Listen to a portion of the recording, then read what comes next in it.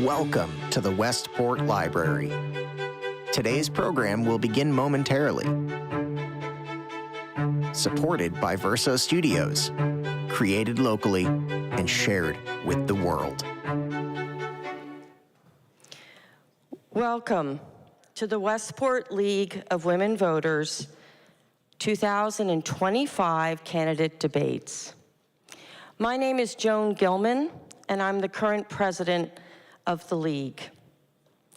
The League of Women Voters is a nonpartisan grassroots organization that encourages informed, active participation in government. We do not endorse parties or candidates. We do welcome new members, so please consider joining us. Our thanks to all our co-sponsors, the Westport Library, the Sunrise Rotary, the Westport Rotary, the Wise Men, the Wise Women, the PTA Council, the Youth Commission, and 06880 for their support during this pre-election season. To Pippa Bell Adder and Jill Greenberg, our debate planners and organizers, our timers and greeters, as well as all of you, we extend a very special thank you. We are fortunate tonight to have as our returning moderator for the evening, Laurel Anderson. She's a longtime active League member in the League of Women Voters of Greater Bridgeport and an experienced moderator who has led debates across the state. She has served as the treasurer of the Connecticut League of Women Voters and the League of Women Voters of Greater Bridgeport. So thank you, Laurel, and welcome.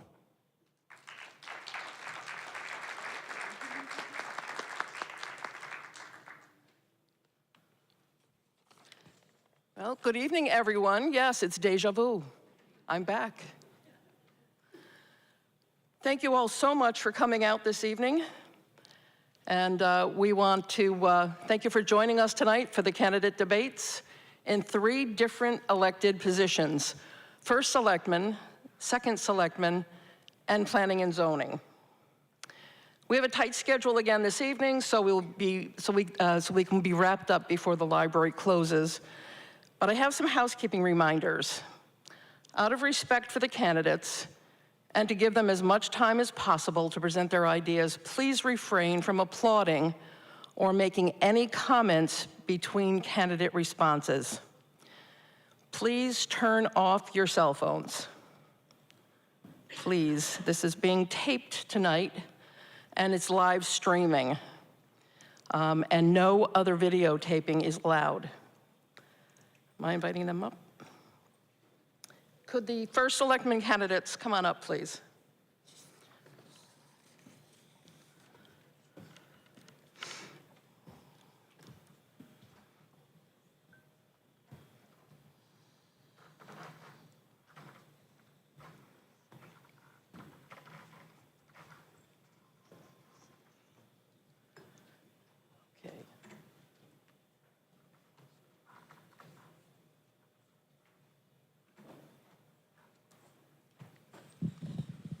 Okay. So welcome, First Selectman candidates. There are 3 candidates running, and you may vote for 1. Just a little housekeeping for you all. Both of you will be looking at the timers on the right-hand side of the aisle. Mr. Rosenwax, you'll be looking at the timers on the left. Okay? Just so there's no confusion. I will now invite each candidate to give a 60-second opening in the order in which they are seated. Mr. O'Day. Hi, good evening, everybody. I'm Don O'Day, and before I begin, congrats to our boys soccer team, the new FCAC champions, and thank you to the league. I'm Don O'Day. And Andrea and I are running for First and Second Selectwoman in Westport. I moved to Westport 31 years ago with my wife and my 3 sons.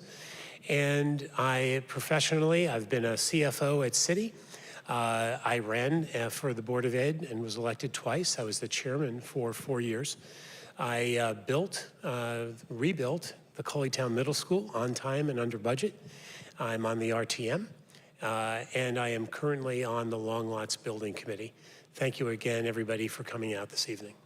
Thank you. Mr. Christie. Thank you to the League, the library, tonight's co-sponsors, and to my wife Gina for her support. I'm Kevin Christie, and I'm running for First Selectman because leadership matters. Amy and I have engaged with thousands of Westporters who also love this town and simply want improvements in life. Imagine a Westport where downtown parking works, where Saugatuck development fits our community, where we partner with the state on traffic and the bridge, and we maintain an attractive mill rate. Amy and I will deliver on this with 3 main criteria. 1, clear vision. 2, collaborative planning. And 3, effectively executing. On the Board of Education, I've delivered on all of my campaign promises. I bring more than 15 years of experience at IBM, Merrill Lynch, and Madison Square Garden, where I led complex projects amounting to more than 80 times the amount of our $500 million capital plan in Westport. And I'm proud to be a Democrat. Standing up for what matters means something, and I don't cast it aside when it's convenient. Amy and I are ready to lead and get things done for Westport the right way, together. Thank you. Mr. Rosenwax. Hello, thank you to the League of Women Voters and Laurel for moderating, and the Westport Library, our amazing 5-star library. My name is David Rosenwax. I'm the first independent party endorsed candidate for First Selectman in Westport's history. What that means is that I appear, the first third-party candidate to appear on top of the ballot alongside the Democrats and the Republicans. That also means that I don't have any party politics or party agendas invading my decision-making, and I answer to Westport and its citizens. My campaign and my future administration are based on 3 main pillars: transparency, communication, and accountability. I plan to be a servant leader. I want everyone in this town to feel valued and heard. I want to take all voices into consideration whenever we make decisions in this town. Thank you. The candidates will now be asked a series of questions with yes/no responses using the cards provided. Once we are finished with all the yes/no questions, the candidates will each be given 1 30-second opportunity to elaborate. So please answer these questions with the placard yes or no. Governance and leadership is about protecting what is working well and fixing what is not. Please answer yes or no to these questions. Should Westport build the new police and fire facility listed on the 10-year capital budget?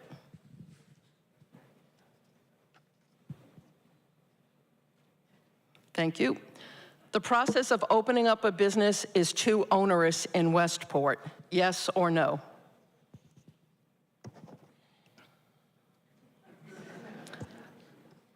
Should there be ticket cameras at strategic intersections? Yes or no? Do you support the Walk, Bike, Westport pledge? Would you support the use of town land to build more affordable housing? During your term, would you form a plan of conservation and development committee to support the work to update the town plan? Okay, and here's the $64,000 question. Does Westport have a traffic problem?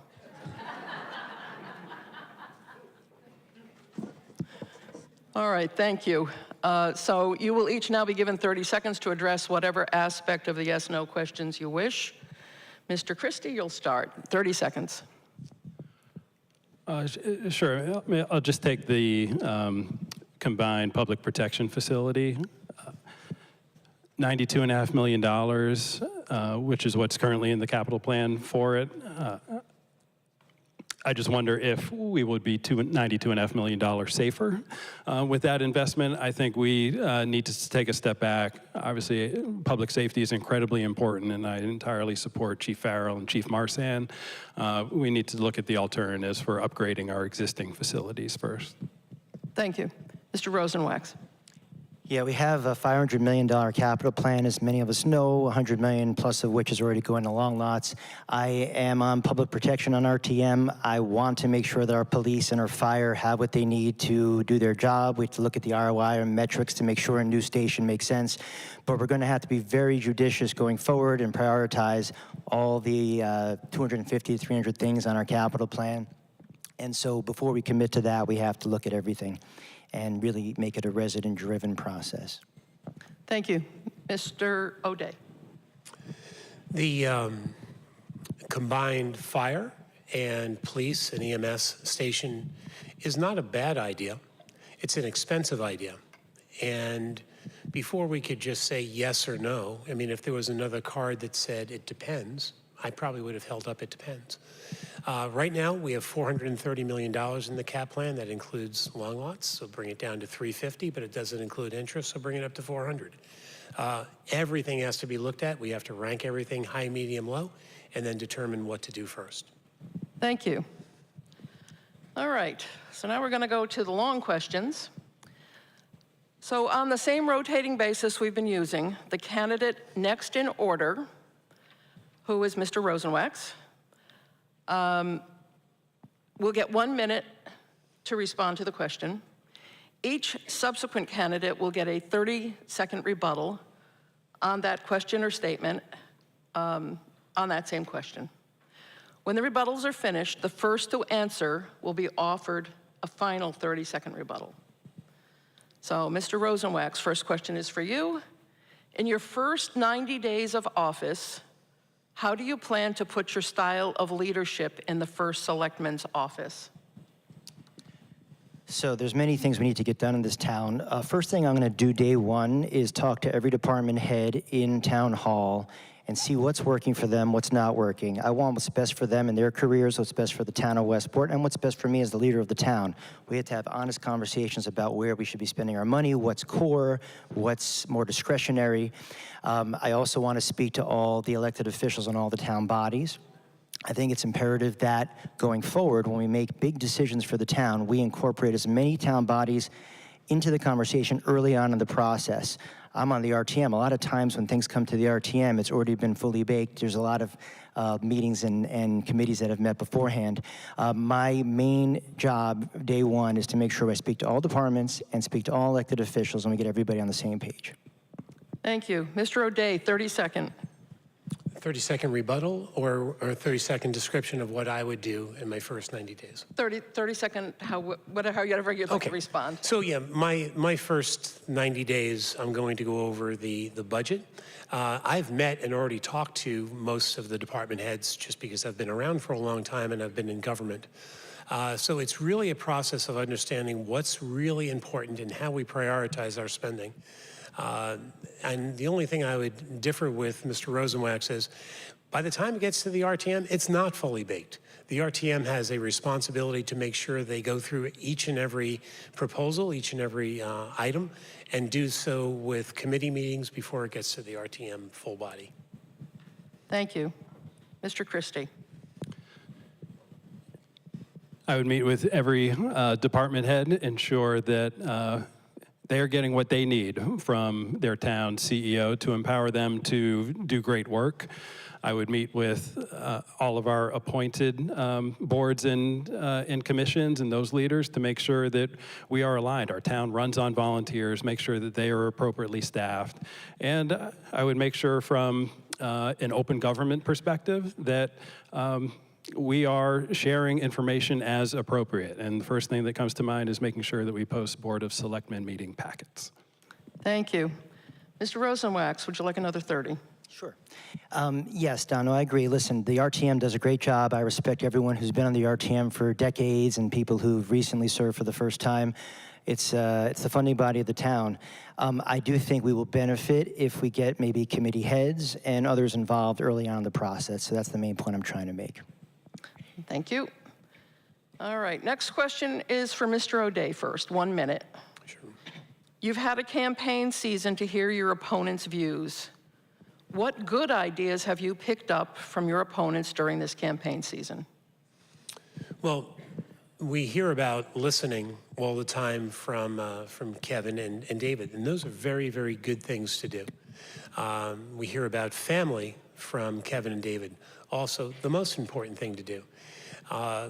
And what I guess what I'd like to hear more from Kevin and David is not just the idea of listening, but it's also the idea of making decisions and being able to listen to opposing points of view and then decide which is best for the greater good of the town. As Andrea and I knock on doors, what we hear is the inability to get things done. And the inability to get things done can be addressed by gathering as much information as you can and then making a decision and then using the power, the bully pulpit of the First Selectman's office to actually get those things done. Thank you. Mr. Christie, 30 seconds. Yes, listening is critical. We have to start with the job itself, which is to lead our town. And to do that, it starts with a vision, then the collaboration comes in with an actual plan. We have to bring people together to plan. And then we ultimately have to execute. And that is something that is baked into my professional background and my public service experience, and also Amy's professional background and public service experience. We have heard that from countless Westporters, the frustrations of studies that just continue to spend taxpayer dollars and that go nowhere. We have to execute, and that's what Amy and I bring to the table. Thank you. Mr. Rosenwax, 30 seconds. Yeah, listening is essential, but what, I'm bringing back brown bag lunches, for example. Everyone can come to my conference room every Friday for lunch. They can yell at me, they can tell me they love me, and everything in between. And what we're gonna do is we're gonna listen to everybody, we're gonna be decisive, and we're gonna deliberate. But when we are decisive, we're gonna accommodate as many interests simultaneously into our decisions as possible. A lot of times our decisions have been all or nothing. It's very important that when we make decisions, we aim to accommodate as many different people's points of view simultaneously when we get to the ultimate decision. Thank you. Mr. O'Day, would you like another 30? I'm good, thanks. Okay. All right. Mr. Christie, next one is for you, 1 minute. Controversy is inevitable. What have you done in the last year that demonstrates you have the skills to address controversy and find common ground?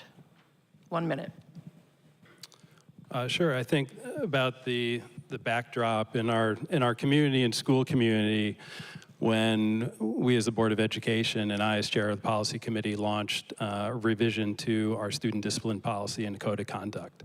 This was the first meeting that was in Town Hall auditorium, which we needed because of the level of engagement and interest in the community. It was the morning of the protest in support of Black student rights, and we already had a meeting scheduled at Temple Israel about anti-Semitism in our community. So that's the backdrop.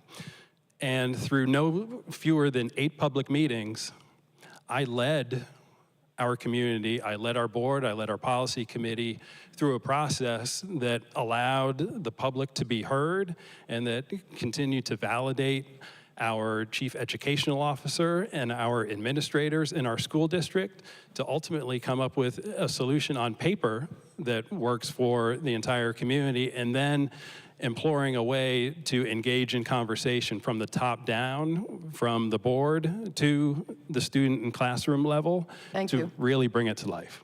Thank you. Mr. Rosenwax, 30 seconds. In terms of something controversial, I think running as the independent party endorsed candidate for First Selectman has caused some controversy, but the people have received this idea very, very well. But as a result of my entry into the race, I'm giving Westport a choice.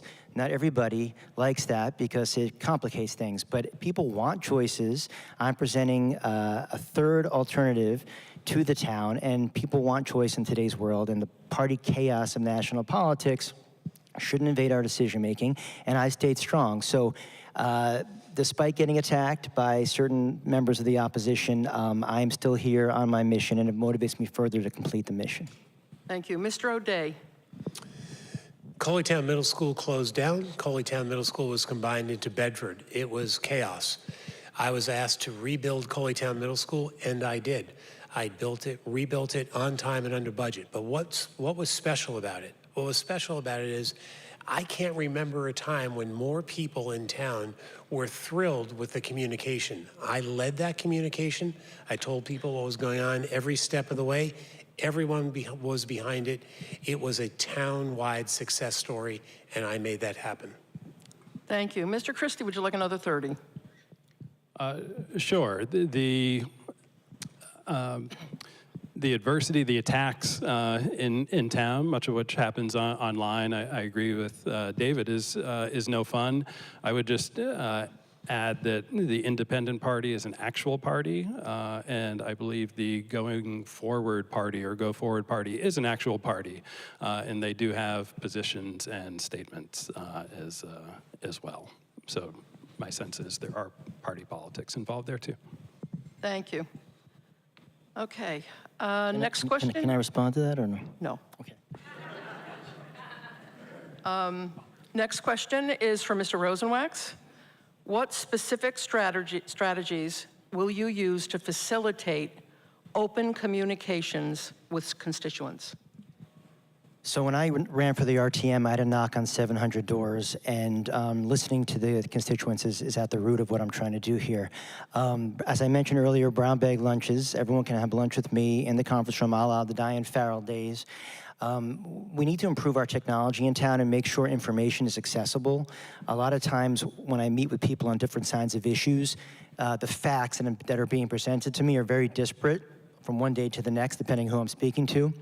So before we get there and we add to our technology budget to improve our portals and whatever else we can do, I will immediately start doing YouTube videos, for example, 5-minute videos that summarize what we've accomplished in town hall, in government that week. Anyone can watch for 5 minutes. It costs the town nothing. We can also post things on the wall that says where we've been on a certain subject and what you can expect as someone coming to a committee.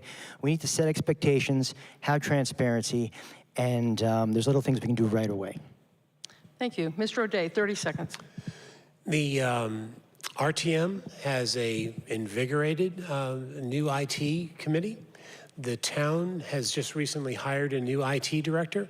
There are so many things that we can do from a technology perspective to get the word out, to let people know what's happening. And I plan to be behind that, because one of the reasons we can't get things done is because there is often a vocal minority whose information just isn't exactly right. The more you can get it to be corrected and everybody knows what's going on, we'll be fine. Thank you. Mr. Christie, 30 seconds. Amy and I would continue our open coffee and conversations that we have been doing at the library. We would continue to do those at Town Hall at varying times of the day to add additional flexibility to Westporters that may want to attend. We would partner with community organizations on ideas of interest to share town projects and initiatives that may be of interest with their membership to help drive additional participation. And we would ensure that as much information from our meetings is posted online as possible, whether it be meeting packets or presentations. Thank you. Mr. Rosenwack, would you like another 30? No? Okay. All right. Next question is to Mr. O'Day first. What specific strategies will you use in relating to other town bodies and public officials? 1 minute. Talking to the first select people, first selectwoman, first selectman in all the various different towns is an essential part of getting collaboration and just learning. If I think I'm in the smartest person in the room, I'm in the wrong room. You've got to learn from others. So you just work with others, talk to others in the same position, and you're going to bring home good ideas to Westport, and Westport can share its ideas as well. It's a team effort. It's not just Westport. Thank you. Mr. Christie, 30 seconds. Can you repeat the question, please? Certainly. What specific strategies will you use in relating to other town bodies and public officials? Thank you. I would pick up the phone and call our respective board chairs and other members of our committees in our town. Same with our appointed boards and commissions as well. I think there's items in our charter that actually obligate more collaboration amongst our town bodies. The Planning and Zoning Commission should be a part of the 10-year capital forecast plan, and I would certainly look to do that and bring all of our bodies together. Thank you. Mr. Rosenwax, 30 seconds. Yeah, at the root of what the independent party's mission is and the forward party, it's consensus building and common sense problem solving. So I'm going to approach everyone, Democrat, Republican, the exact same way. And in the same way, I'm going to make sure that we get everyone involved early on. I mentioned it earlier. I think for huge projects, like for example, development in Saugatuck, if we get P&Z, Board of Finance, RTM members, and the Board of Selectmen involved early on in the process, can only help as we move forward. Thank you. Would you like another 30, sir? I'm okay, thanks. Okay. Next question is for Mr. Christie first, 1 minute. As First Selectman, how would you work with P&Z and other town bodies to address the current Saugatuck Hamlet stalemate?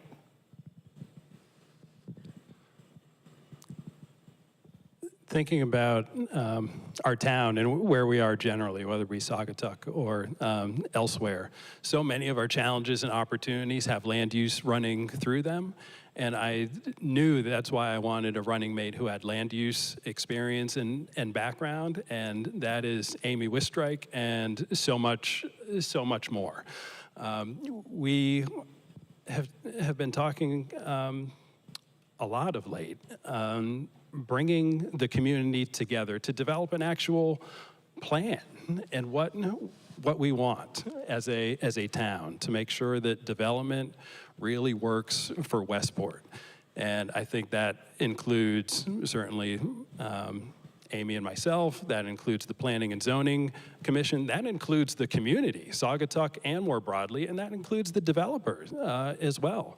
The Connecticut Municipal Development Authority, as part of the state of Connecticut, is also a resource that the RTM is likely going to take up, and I think that could be incredibly valuable from a planning perspective.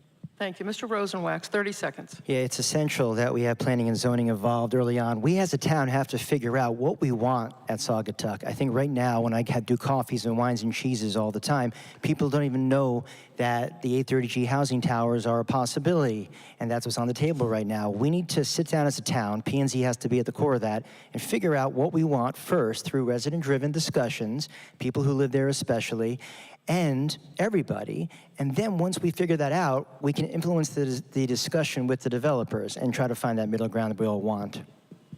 Thank you. Mr. O'Day, 30 seconds. There should always be a pre-application process for planning and zoning. Planning and zoning is the land use authority in town. So we don't have to bring them in. They are already there.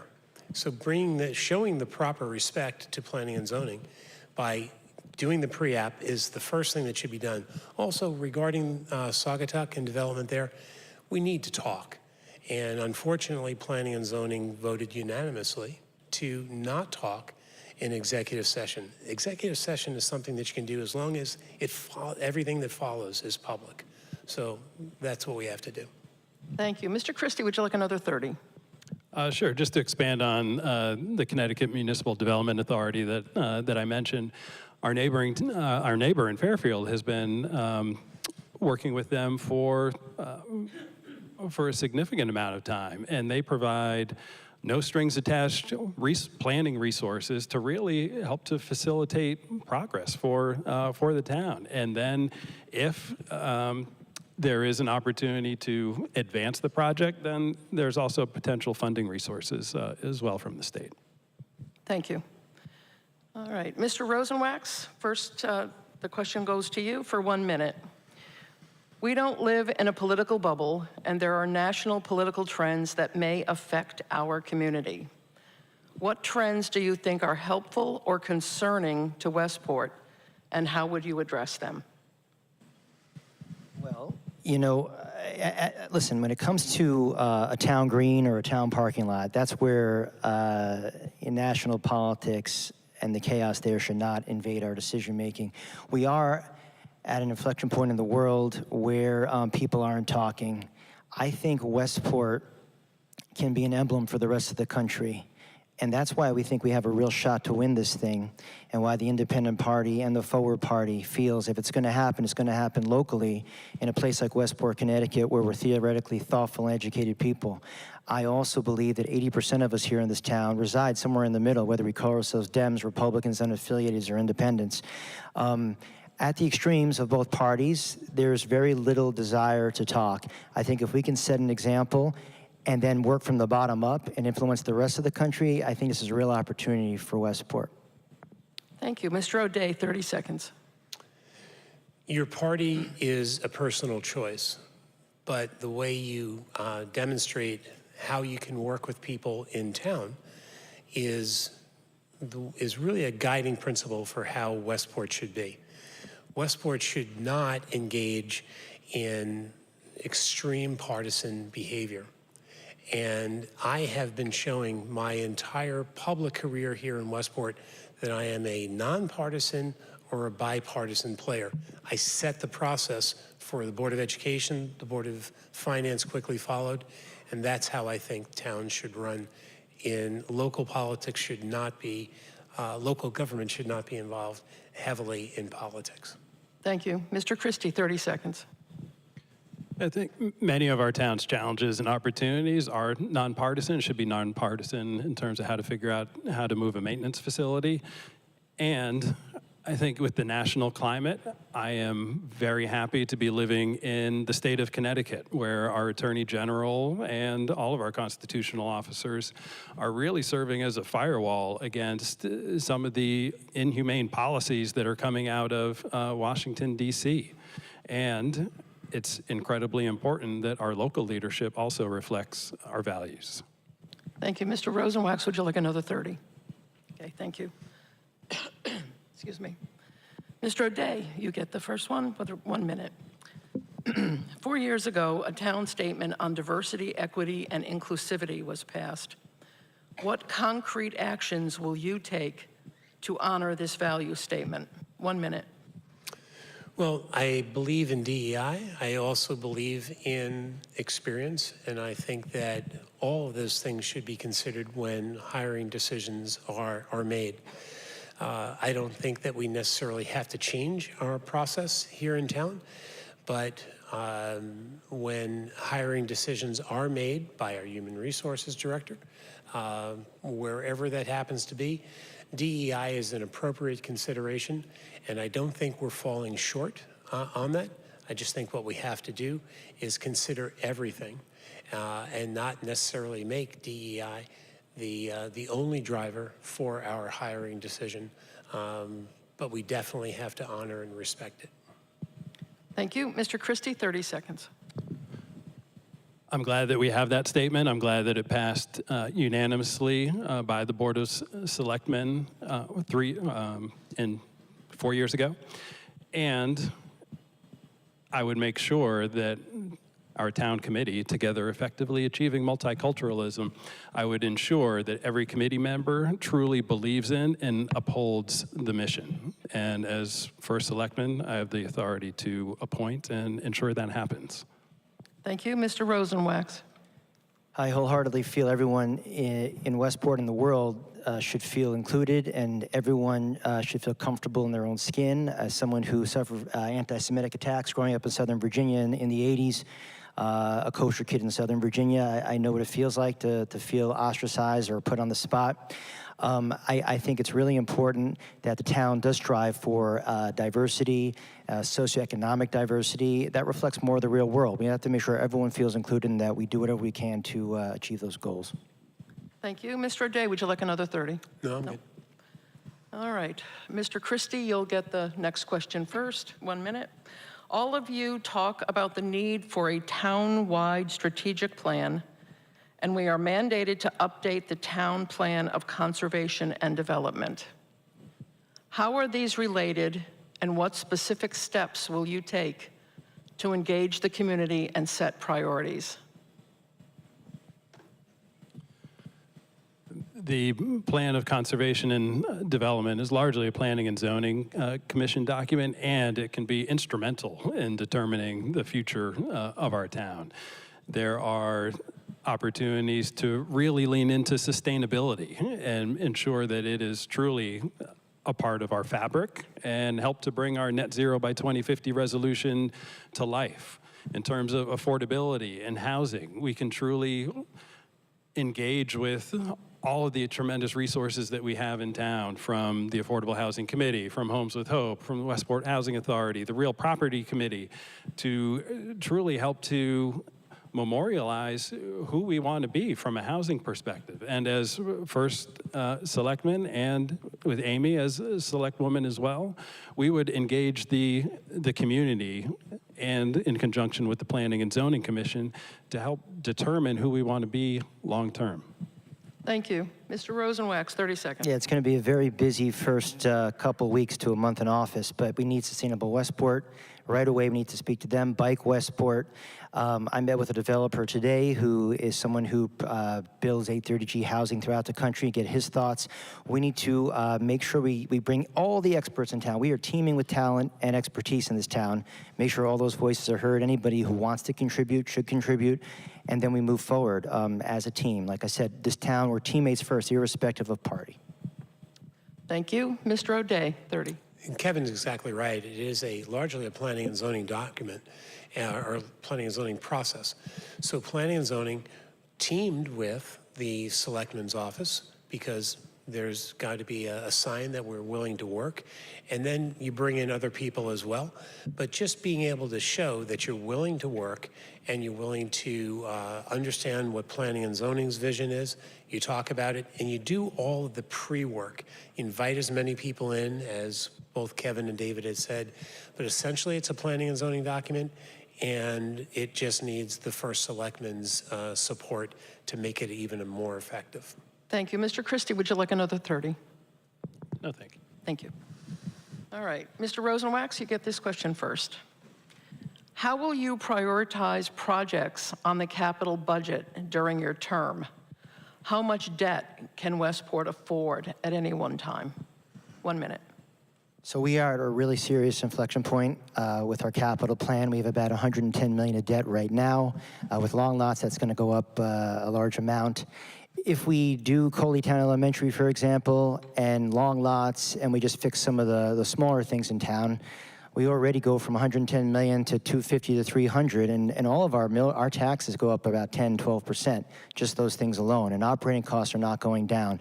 So we have to be extremely judicious and careful as we move forward and really decide as a town what are the priorities. We mentioned the police fire earlier. In an ideal world, it would be great to have a unified police fire station. Our current situation is far inferior to what we have in Norwalk, our neighbors next door.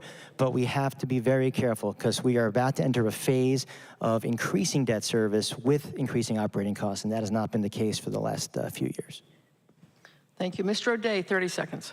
We do have over $110 million in debt, and that does not include long lots. So everything on the capital plan has to be looked at and reprioritized. We don't have the ability to spend indiscriminately, but we have to be willing to spend where we need to. And Coleytown Elementary School is going to have to get a very, very hard look. It's on the capital plan now, and I know we just approved long lots, but we really have to look at Coley-El in addition to a number of other things. We have an obligation to our children to make sure that they're in a school that is appropriately built. Thank you. Mr. Christie, 30 seconds. From priorities, we're leaning into infrastructure. We've seen what happens as a town when we underinvest in maintenance.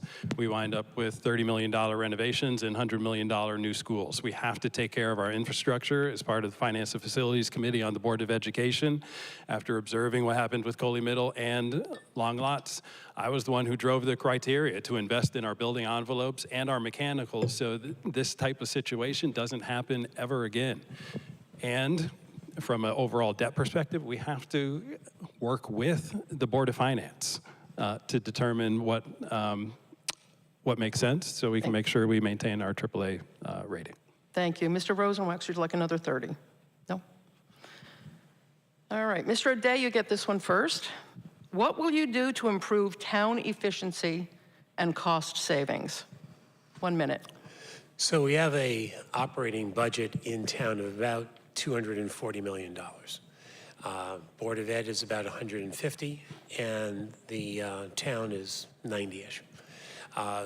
You can consolidate departments. You can look at, there's 17 direct reports right now. You work through and look at every single process in town, and the superintendent will certainly do that as well on the Board of Education.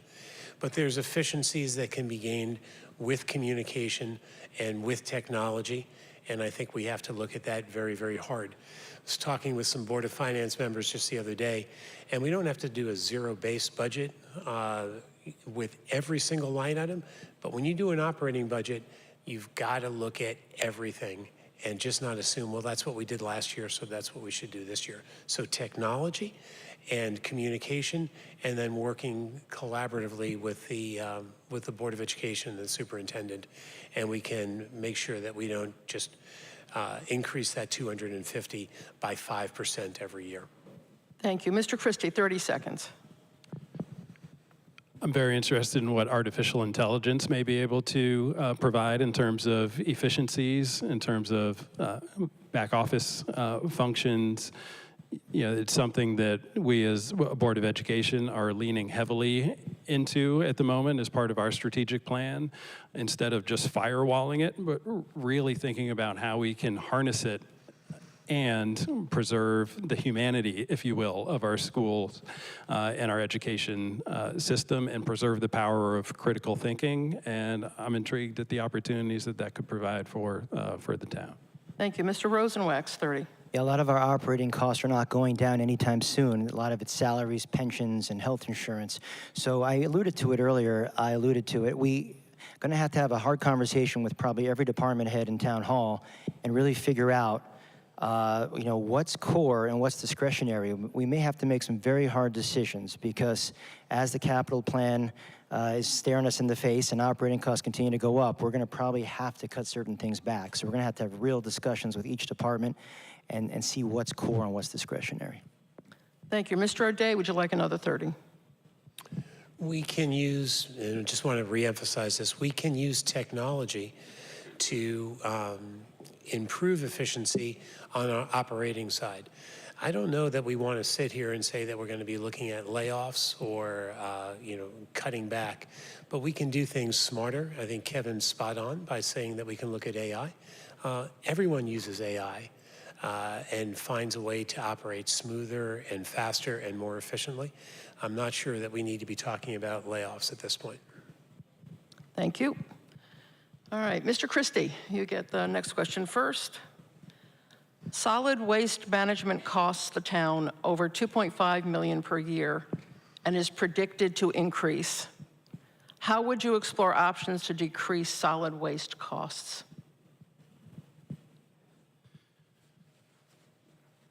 I would consider we're part of a consortium with other neighboring towns. I think we have to look at best practices and consider the pay-as-you-go option, which has been shown to dramatically reduce the amount of waste that towns and residents produce. I think that's something interesting to start to explore. And yeah. Okay, Mr. Rosenwax? I think we need to, I think Sustainable Westport could have a big role. I mean, the possibility of paying as you go, that's something we could explore. I think that I know there's a composting program at the schools. I think it starts with the kids, and we really make sure we inculcate this idea of waste management into our kids early on. The world, a lot of the damage that's been done is just in the last, since the Industrial Revolution. We need to change our entire approach, and it starts with the kids, and we got to advance whatever we're already doing. And composting, we have something, but we got to keep going there and then take it from there. Thank you. Mr. O'Day, 30 seconds. Composting is something that every family should be doing, and I think the town, to the extent that it can provide more space for sorting and composting at the transfer station, that would be good. But it's also education. Single stream recycling doesn't really work. Being able to recycle glass is usually important, but not everybody does it. And if people kind of understand what the benefit would be of recycling glass and not just throwing it out with your plastics and your cans, we'd be better off. Okay. Mr. Christie, would you like another 30? Sure. I mean, just to echo David's comments, all of our Board of Education, public schools, all of our schools participate in composting, and it really is student-led and student-driven. So I agree that is a great start, and continuing to build on that into the homes as well to just grow the expertise and the impact of the lack of composting and what can do to our community. Okay, thank you. Mr. Rosenwax, you'll get the next question first. 1 minute. What specific steps will you take to proactively address flooding in Westport? So flooding is a serious issue. When I knocked on the 700 doors to run for our TM, I can tell you we have no tree cutting regulations. A lot of the work we do on public roads impacts the private roads below them, and most of our roads are private roads. It's a serious issue. We're going to have to explore that. A number of people on private roads have reached out to me. There's things that we can do, planting more native plants. We can look at surfaces that are permeable. There's so many things that we can be doing immediately to address our flooding issues. I like to refer to this painting. There's a mural behind anthropology. Part of my work on the Westport Arts Advisory Committee. I helped do the artist captions on 5 murals that we put there behind anthropology in the secret walkway. And there's a painting there called Westport 2070. It depicts a Westport with gondolas and gondoliers and jetpacks and high lines. And at first it's a frivolous, the frivolity of the piece is appreciated, but that's not the future we want. So there's a lot of things we can do right away. Mr. O'Day, 30 seconds. We've got to do more than a painting. And what we really need to do is build more, or when we build, we have to do more than the standard. We did that at Long Lots, and I think that every construction project should not just look at what the standard is, but to exceed the standard.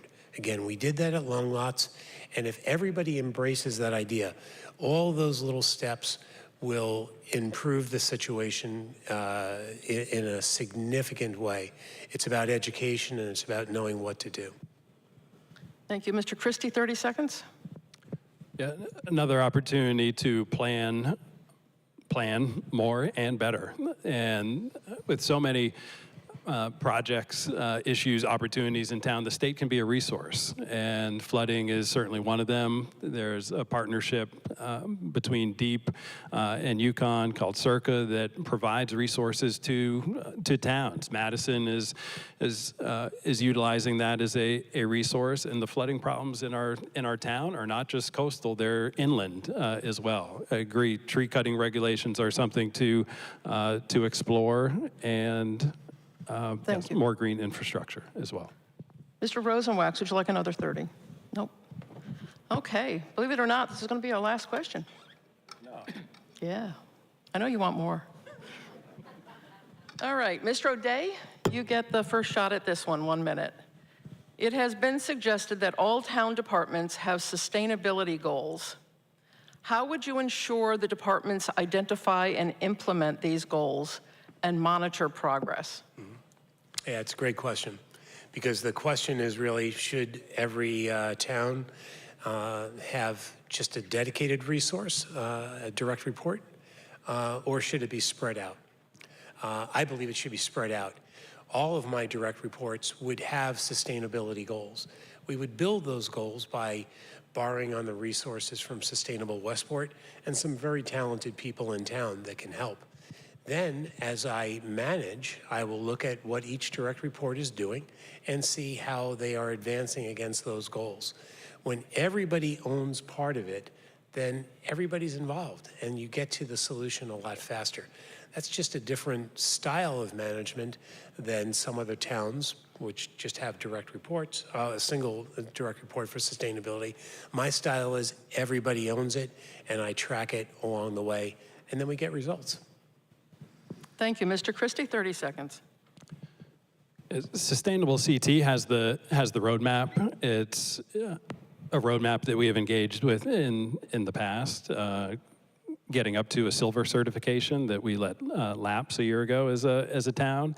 And I do believe that ownership throughout the town is critically important, and either partnering with the tremendous amount of expertise that we have in town, Sustainable Westport, Earth Place, Wakeman Town Farm and Sustainability Center, and potentially even starting a sustainability committee, because so much of our town does run on volunteers, bringing more people into the process and having more ownership that can help guide and implement the sustainable CT roadmap.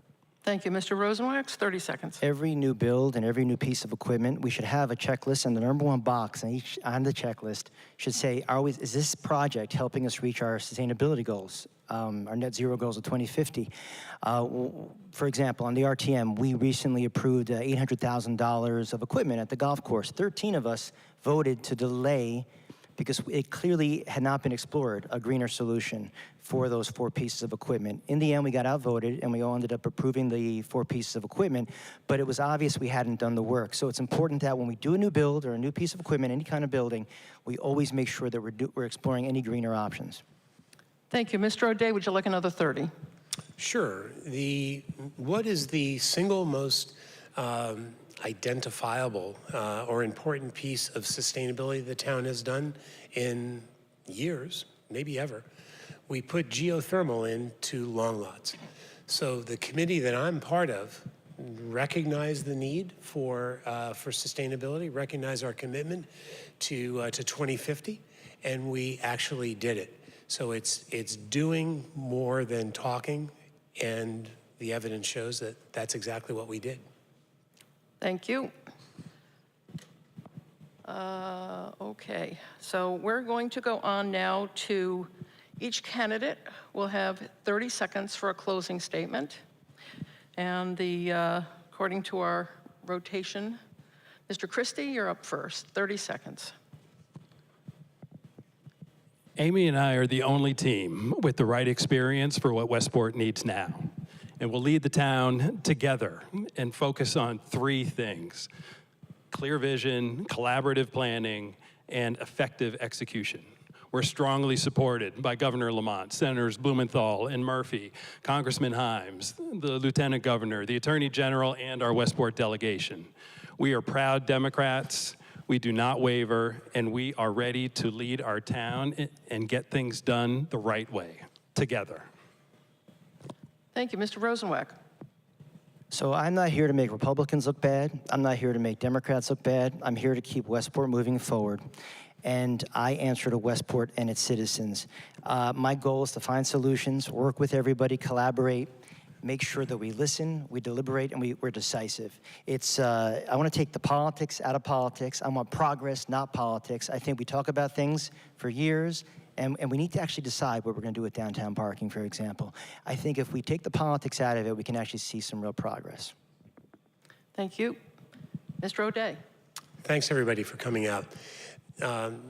You have a hiring decision to make, and the resumes are in front of you. The interview process is almost over. I would suggest that Andrea Moore and I have far more experience, and more than just saying what we're going to do, we've actually done it. Our history of accomplishments in town is verifiable, and it's something that we're all proud of, and I think Westport is better for it. So when you make your decision about who you're going to hire to lead the town, I'd suggest that something that to consider would be who's done it, who has actually been here and got the job done, who's made tough decisions, and not just listened, but who's actually decided what to do and then owned the decision. And I think that's the O'Day Moore team. Well, thank you. And thank you all for a very informative debate. Please join me.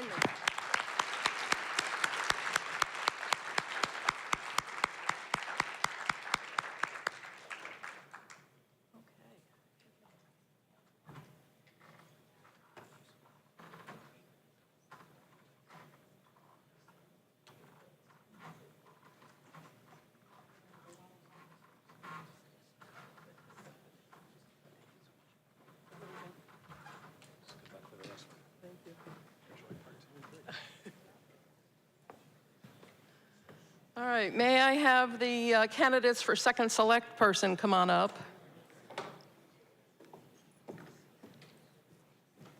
Hello. Hi, how are you?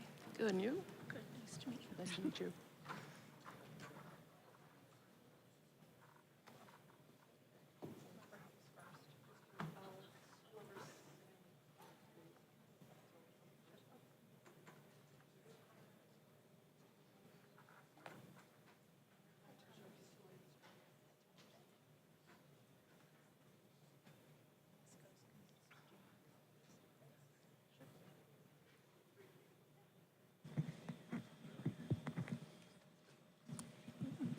I can use Amy's. Hello? Hello? Oh, they're on, okay.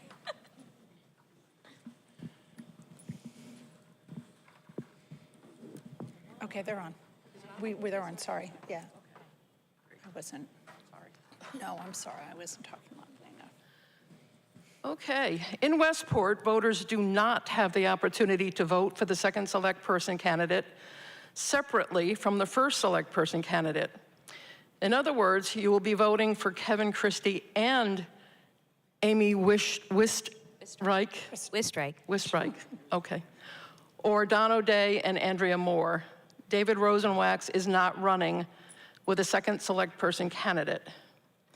Each candidate will now have the opportunity to make a 90-second statement, starting in the order in which they're seated. Thank you. Thank you to the League of Women's Voters. Thank you, Laurel. It's a pleasure to be here, and thank you to everyone in the audience. I'd like to recognize the hard work of all the candidates, and we're all volunteers in town, and put a plug in for working in town is great work, and it's a lot of fun, and people are really engaged and really smart, so highly recommend it. And of course, to Andrea, who's served as 4 years as our second select woman, thank you. As a way of introduction, my name is Amy Wistreich. I have been coming to Westport since I was a child. My aunt and uncle lived here, and I spent a lot of time on Campo Beach, developed a love for the land in Westport, and lucky me professionally, I have a background in architecture and construction and real estate. I started my career at Cohn Pedersen Fox Architects and Planners in New York. And in town, I've been, for the last 6 years, an elected official. I've served on the Zoning Board of Appeals and the Planning and Zoning Board. So I've had a real chance to manage all the land use projects in town. And as you can see from the conversations and the debates at hand, and bridging now to the Planning and Zoning Commission, that it would be a great thing to have that kind of coordination between the Selectman's office and the Planning and Zoning Commission going forward. And that's exactly what Kevin and I are going to do. And we are ready to start on day one. We've both been working in town hall and have had the experience, and we'd be honored to have your vote on November 4th. And I'd be honored to continue the good land use work that I've been doing for so many years with Kevin. Thank you. Thank you. Ms. Moore, 90 seconds. Thank you to the League of Women Voters and to our moderator for being here and taking care of us tonight. I am the second select woman in Westport. I've been serving in this role for the last 4 years. I'm a born and bred Westporter. I graduated from Staples in 1984. I've loved my time in town. I'm grateful to have been raised here, as well as bring up my 3 daughters who are now in college. By way of background, I worked on Wall Street for over 20 years. I gave out that part of my life after my second daughter was born, and threw myself into all things Westport. I volunteered in leadership roles at my children's preschool, a Child's Place. I had leadership roles at Saugatuck Elementary, Bradford Middle, as well as Staples High School. About 10 years ago, I started my my public service piece of my volunteering. I ran for the RTM for District 9, served on the Education Committee, as well as Public Protection and Library and Museum Committee. I served on the Board of Finance for 4 years and was the vice chair for 2 of those years, and then again ran for this role 4 years ago. I've appointed and recommended and appointed over 100 people to volunteer boards, commissions, and committees in town over the last 4 years. And I've also chaired the Celebrate Westport Committee for these 4 years, which brings our non-for-profit groups together. I love this town and the people who live here, and I look forward to serving them for the next 4 years. Thank you both for participating tonight.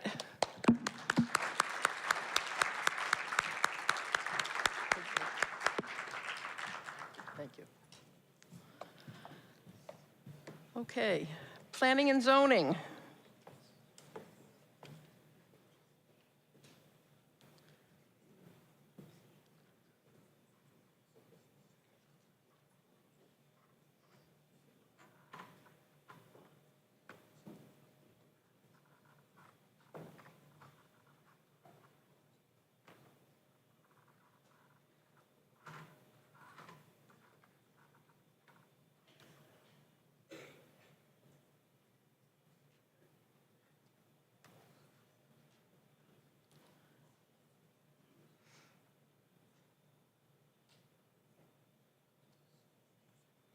Not on?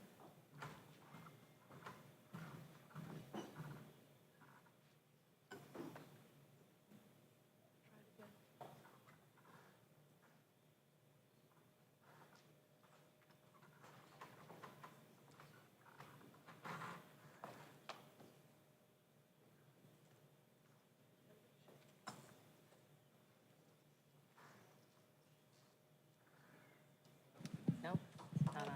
Hello? Hello? Hello? So the timers for you two, ladies right here. All lovely ladies. And the timers for you two are the lovely ladies right here. Just keep your eye on them. All right. So we will now hear from the Planning and Zoning Commission candidates. There are 4 candidates, and you can vote for up to 3. So we will start with each candidate, giving them up to 60 seconds opening statement in the order in which they're seated. Mr. Kemmerer. 60 seconds. Thanks to the League for hosting. I'm Michael Kammeyer, a husband, father of 2 high school boys, and proud Westport resident for 14 years. For nearly a decade, I've had the honor of serving on the P&Z Commission, and in that time, Westport has truly transformed.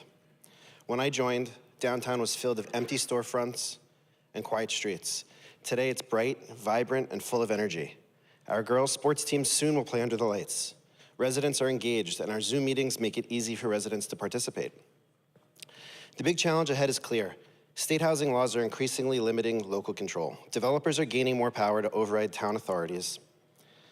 And building consensus to get the best outcomes for everyone is what's most important.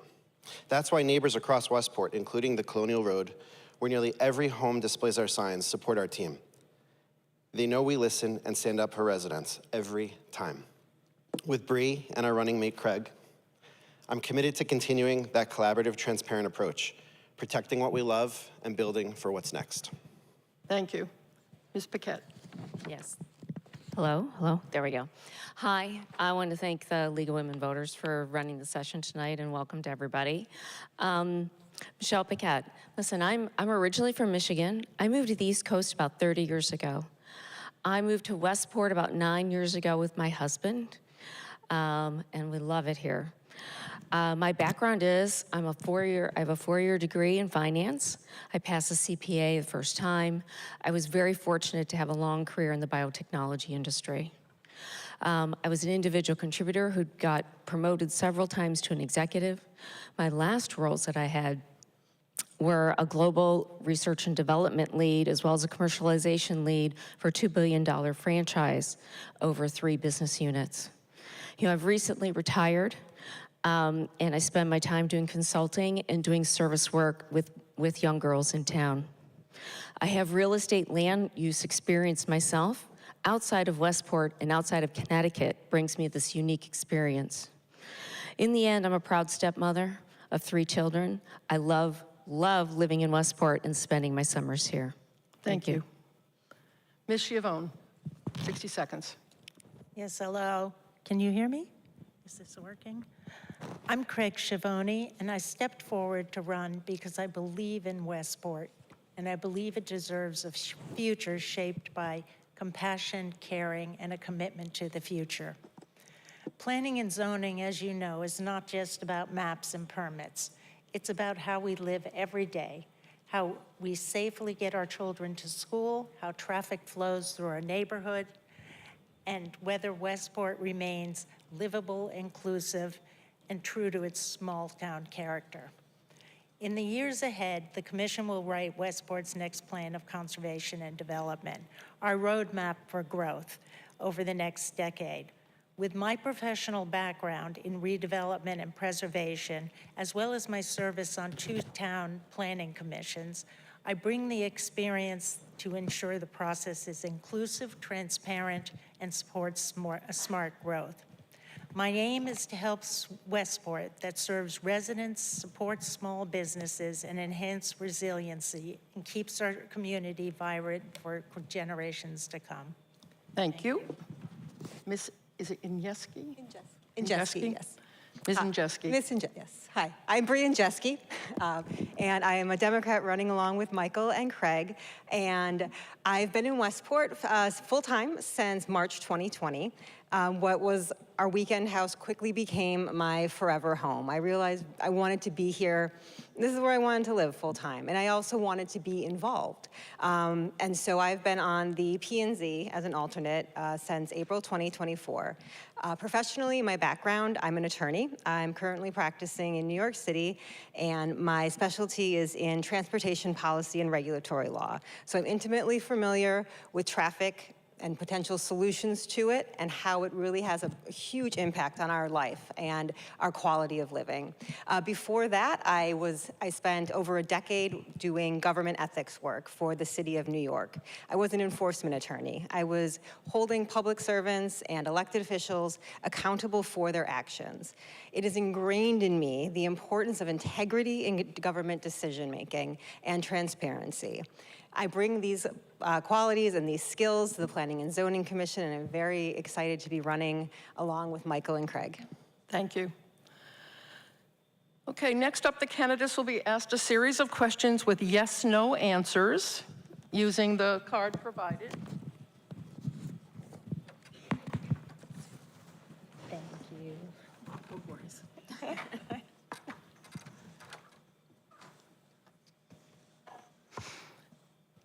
All right, once we are finished with all the yes/no questions, the candidates will each be given one 30-second opportunity to elaborate on one of your yes/nos. So here we go. Do you support the Bike Walk Westport pledge? Thank you. Would you require a comprehensive impact study for all large proposed developments? Would you consider changing the 25-year flood requirements to 100 years for large developments? Should the Planning and Zoning Commission split into a Planning Commission and a separate Zoning Commission?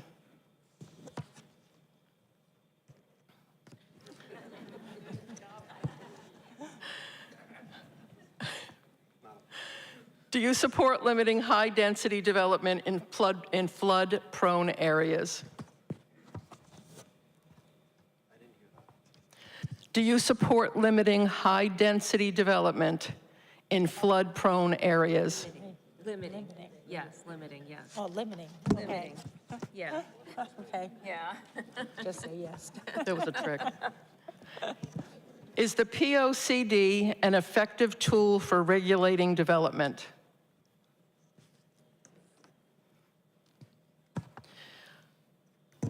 are you in favor of lighting athletic fields? Should the Baldwin parking lot have tiered parking? Do you think Barron's South should be developed?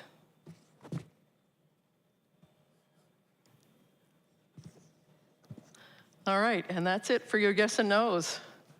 So each of you will now be given 30 seconds to address whatever aspect of any of these yes and no questions that you wish. Ms. Paquette, you're first. Sure. I think from the floodplain perspective, actually, we're behind. We've not been proactively planning on that. The CAM just passed. It's actually now a requirement that we have to go to 100-year. And what was talked about earlier about flooding, I've been talking to residents, and a lot of development in town is creating flooding problems.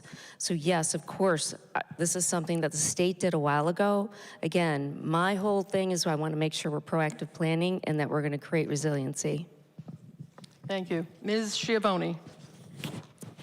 I'd like to address Barron's South.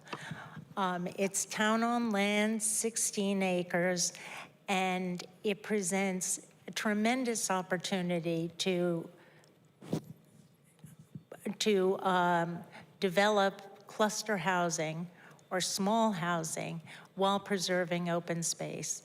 In the end, I think we need to readdress that parcel of town land, do a full study of it, and see what the highest and best uses would be for the town. Thank you. Ms. Injeski? I would like to address the parking issue that was raised. I think that we need to, obviously, anyone who's been there, Parker Harding needs to be redone. And I fully support redoing the parking without eliminating any parking spaces. We need to support our merchants. They're the ones that drive people downtown. We need to provide parking for people because if they show up and there's nowhere to park, they will go home and shop online. So it is crucial that we do not lose parking spaces on that side of Main Street. To that end, I definitely support looking at options for a parking deck. There's been a few plans that were put forward, and I think that those need to seriously be considered by the next First Select person. Okay, and one little housekeeping reminder. I see we're being yelled at. You need to hold the mic within about 3 inches of your face for them to be able to pick it up well. I think that's why we're being yelled at. So Mr. Kemmeyer, go ahead, please. So I want to say that it was great answers, which Craig and Bree gave, but on the POCD being effective, yes, it's effective, it's our town fabric. However, it's not always enforceable by every single project that comes in front of us, so we have to be aware of that. On the flooding, I've been saying it for years, and all of my fellow commissioners can talk about drainage with me. And so if you listen to our P&Z meetings, you'll hear about the Kemmeyer Doctrine, and it's all about flooding and prevention. And then on Barron South, we've already rezoned the outer perimeter buildings to develop it. We need to work with a partner to continue and execute. Thank you. Okay, so on the same rotating basis we've been using, the candidate next in order, who happens to be Ms. Schiavone, will get 1 minute to respond to my question. Each subsequent candidate will get 30 seconds to rebut or make a statement on that same question. When the rebuttals are finished, the first to answer the question will be offered 30 seconds. So, first question, 1 minute. Please identify and explain 2 qualities that distinguish you from the other candidates. I think the first is my professional background in urban design initially and urban planning, and then adaptive reuse and development. I have a 30-year career in both forming my own company that did adaptive reuse and management. During this time, I gained a variety of skills. I had 60 employees. We worked with a lot of major institutions. and did a lot of creative work with redevelopment. Secondly, I've spent a number of years working on municipal or town planning commissions, starting with the Downtown Development Plan, then the Downtown DPIC. I also co-chaired the Saugatuck Transportation Development Plan. Thank you. Thank you. Ms. Injeski, 30 seconds. Thank you. What sets me apart from the other candidates here is also my background. I'm an attorney, and for over the past 20 years, have practiced regulatory law, which is what the Planning and Zoning Commission does. Week after week, we read the regulations, we apply them to the facts, and we make a decision based on that. I'm the only one up here that has a legal background and has that familiarity and that skill set. So I think that really sets me apart, but also it complements the other commissioners or the other candidates on the slate. Thank you. Mr. Kemmermeyer, 30 seconds. So first, I would say and foremost, I'm a sports dad. And second, I'm a parent. And the only one out here and on the commission that has lived and breathed Westport, currently with 2 kids in the school system, and I do think it's very important. Secondly, let's talk about 10 years. In the last over 10 years, I've been on the Planning and Zoning Commission. I've seen a lot, and I think I bring a good perspective to look at pros and cons. Thank you. Ms. Paquette. Yes. First of all, active listening. I demonstrated this when I started basically talking to the commission about the 2022 Saugatuck area change in the text amendment. And I became an active person, basically advocating for a smaller density increase. When all of the residents were ignored, I became an active public person as well, actually helping me the founder of the Westport Alliance. So I've demonstrated through my actions actually supporting the town and moving forward something that everyone was concerned about, thousands of people coming out. And I want to do that in the commission, listen to people and basically follow their direction of where they want to take our town. Thank you. Ms. Schiavone, would you like another 30 seconds? No, I'm good. Okay. Okay. Ms. Injeski, you're going to get the first question this time, 1 minute. We have heard reference to the character of the town. How do you define Westport's character as it pertains to planning and zoning? So as some people here may know, we are, as commissioners are legally not allowed to use character of the town in making our zoning decisions. This has been decided by the state law. So to that end, we try to incorporate the feel of Westport and try to use more concrete things when making our decisions. We all kind of know what Westport is. It's a coastal feel, there's a vibrancy, it's a lower energy, but there's an art scene. So when it comes to the land use decisions that we're making, we try to incorporate those feelings into what we're looking at.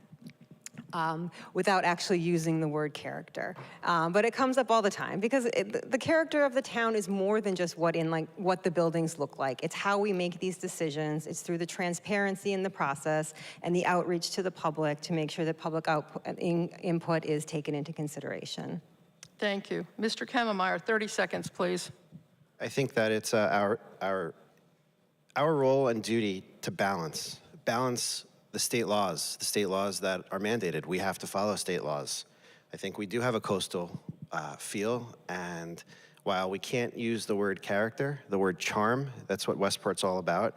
Look, we all love living here, and there's a reason why we're brought here. So, keeping Westport low density, keeping it sustainable, and working on drainage, these are all things that we all need to work on. Thank you. Yeah, character. I think, again, it's the New England vernacular is what's been used in some of the text amendments. From an architectural standpoint, we have an ARB that actually protects us, and it's a committee I would follow. We also, you're talking about density, you're talking about traffic, you're talking about maintaining our small town neighborhoods and making sure we have 2 town centers, Saugatuck and downtown, that are vibrant. These are the things. We also have our open space, which we love and enjoy, in our beaches. This all makes up the character of who we are and what we enjoy in our community. Thank you. Ms. Schiavone, 30 seconds. It's to me about the vibrancy of this town. Being in a small town is new to me, although I've been here for 22 years, but grew up in urban environments.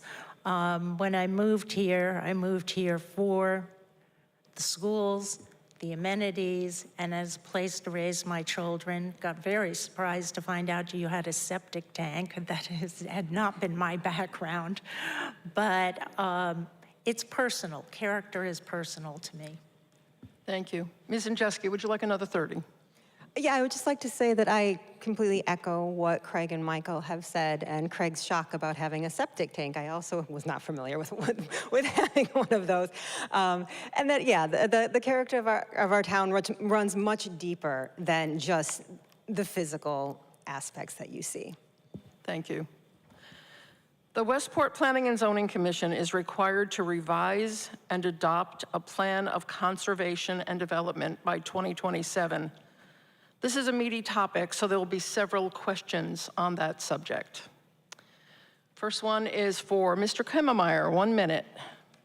With regards to the plan of conservation and development, what does the preparation and information gathering look like under your leadership? Under the planning and zoning's leadership, I think that you take a document, you take it chapter by chapter, and you solicit feedback. I think it's very important that we allow the entire public to weigh in on it. We listen and slowly but surely get through chapter by chapter, so it's not too much information too quickly. Thank you. Ms. Could you repeat the question? Certainly. With regards to the plan of conservation and development, what does the preparation and information gathering look like under your leadership? First of all, we have to start with going to residents and talking to them about what do they cherish the most and what would they love to see to be different. If you look at the current plan, that's really how it starts out. They do surveys, you do one-on-one discussions, you need to identify a vendor to help you put all this together, you need to talk to all the town committees to see, and basically also collaborate with them to make sure that we're all on the same page where we want this to go. You're also going to talk to different. Sorry, I just got the cutoff. Ms. Schiavone, 30 seconds. It's unfortunate that our last 2017 POCD was essentially a rubber stamp of our 2007 POCD. It failed on the community outreach. It failed on a number of points. Implementation, to me, was absolutely critical. There were a number of recommendations that were never followed through. I hope that this time, and I know that this time with this group, that it will be different. Thank you. Ms. Injeski. Outreach is absolutely important for shaping what the POCD is, but I think also with what Craig said, it's coming up with a document that is more than just aspirational, that there's actionable items in it, and that somebody has ownership of making sure that what's in there is actually completed and followed through on. Thank you. Mr. Kemmermeyer, would you like another 30? Yeah, just to reiterate what my fellow Bree and Craig said, I think it's really important that this document is more than what it has been. I think if we continue to listen and we continue to edit and we continue to write, we will create a great document. Thank you. Okay, next question goes to Ms. Paquette first. In past years, the Planning and Zoning Commission has taken varying approaches to revision of the Plan of Conservation and Development. What goals should be included for the next plan? and how will you measure success? 1 minute. Yeah, no, the next plan as far as the goals, again, I think that what I'm hearing from residents is that there's overdevelopment. So the goals are to understand where that's coming from so that doesn't occur again. Another goal would be sustainability. It's built into the plan today, but it's actually not coming to life. So we want to make sure, and this is specific to flooding, because we are a New England coastal town, we have an aquifer, we have rivers, we are building all over the place and we're creating issues. So we want to make sure there's something in place that's going to address this directly. And the measure of this, that's good. That's going to be something we can talk with the flooding and erosion and committees and conservation committee about. Those are two of the goals. The third one would be actually affordable housing. We've been reactive in nature. We are subject to any kind of application. We've had two hostile groups actually come to us. That's why we're getting to our moratorium points. We need to have a proactive plan on this. It's a mandate. It's something we have to do. Thank you. And we've not done anything yet. Thank you.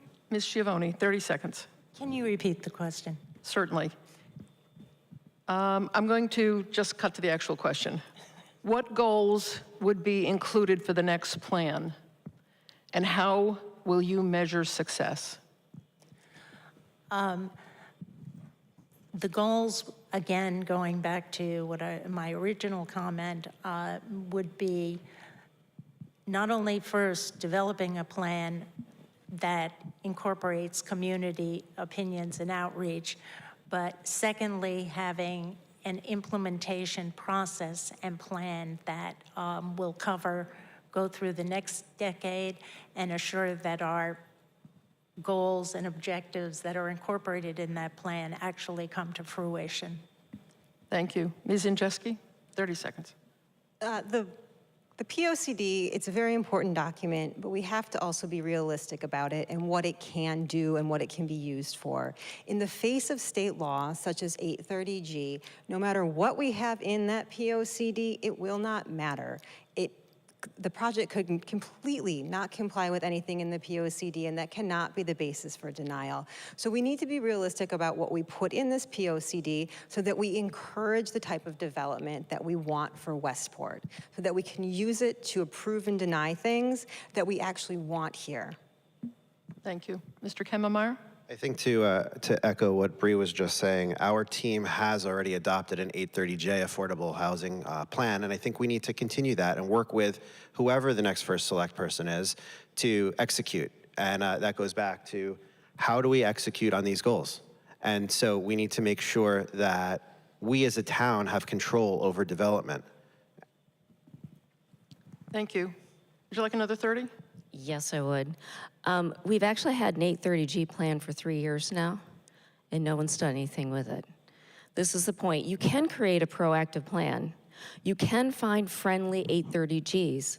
You can encourage them to come. There's different ways to do it. Different towns do it differently. Some do tax credits. Some actually can help use AAA bond rating to give them lower interest rates to encourage them to come. And guess what? Then what do you get? You get control. You get control over where it goes, what it looks like, what the density is. And frankly, we've got about another 400 or 500 units of affordable housing we have to add. And I want to control where that goes and what it looks like. Thank you. Next question goes first to Ms. Schiavone. How would you work to improve traffic and parking? 1 minute. Wow, if there was an easy answer for that. I am an advocate, first of all, of doing a town-wide traffic study. Traffic seems to be the snarl and the snag in every project that we do. I think we need to evaluate every project that comes to us with regards to its impact on traffic. That is so important for all of us. Parking, the second perennial question.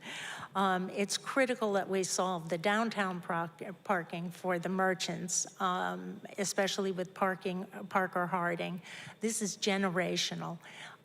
It's going to impact a viable business community and our community in general for generations to come. And we have to get it done, and we have to get it right.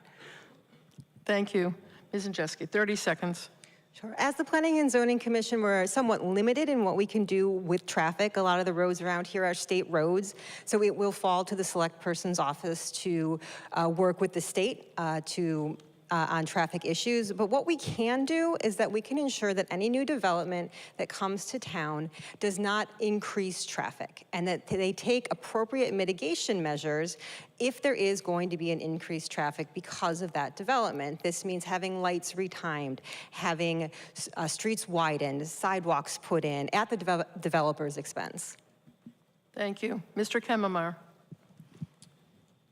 When it comes to parking, I think it's simple. We've done a pretty good job over the last 10 years to building a vibrant town, and now we have a parking issue. So what can we do? We can build a hidden parking deck on the Baldwin lot. I think that it will add spots, and it will help before we take away parking. I think that having the extra parking on the retail side will only create more vibrancy, and it'll create a great place to come to Westport. Thank you. Ms. Paquette, 30 seconds. Yes, traffic. So we do have traffic zoning laws. Over in the Saugatuck area, actually, for the text amendment, we actually allowed okay traffic to get bad in the way that was written. I actually went through the text amendment. I was actually the only person who wrote in a public opinion letter where my traffic comments were actually reviewed by the peer reviewer, because frankly, when Paul Leibowitz talked to me, he said, oh my gosh, I need to have this reviewed so that we make sure we have the commentary. You can change that to make it tighter. And what the regulation actually calls is you can basically decrease density if you're creating traffic issues. So in the end of the day, I want to look at all the traffic regulations and make sure they're appropriate. Thank you. All right, Ms. Schiavone, would you like another 30 seconds? No, I'm fine. Okay. All right, transit-oriented development is a planning approach that creates compact, walkable, mixed-use communities centered around public transportation. Ms. Andrzejewski, you'll get the first question. 1 minute. Do you think Westport needs to increase its transit-oriented development? Yes or no, and why? I would say yes. I am a firm believer in transit-oriented development and the 15-minute city, as it's sometimes called, where you can get anywhere you need to go on foot in 15 minutes or on bike in 15 minutes. As far as how Westport implements that, that's an excellent question. I think that the logical place for this is going to be near the train station, because that's the transit part of it. But what we also need to keep in mind is that there's only so much land there. That means that people are going to need to get from that location to other parts of the town, which includes things like the Wheels to You, which has been expanding, and other services like that that also help to mitigate traffic and could encourage biking if we add bike lanes. And so these are all things that need to be taken into consideration. And I know my colleague Craig here definitely has a lot more to say on the issue, so I will end with that. Thank you. Mr. Kemmermeyer, 30 seconds. Sure, I think anything we do, we need to do it smart. We need to think, and we need to listen to our residents. So if we're gonna build something near the train station, we need to see how that affects, what the unintended consequences might be. And of course, keep the development within our town feel.